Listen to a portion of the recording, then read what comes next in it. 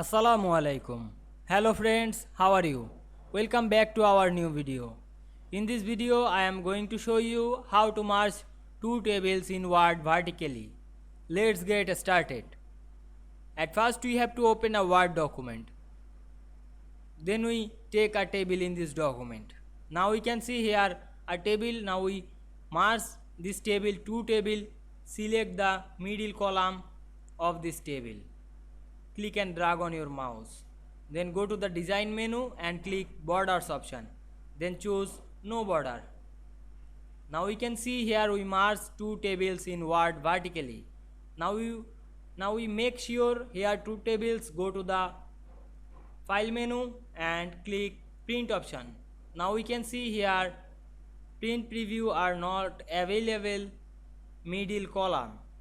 We come back our page. I hope you enjoyed the video. Please like, comment, share and subscribe my YouTube channel. Thanks for watching.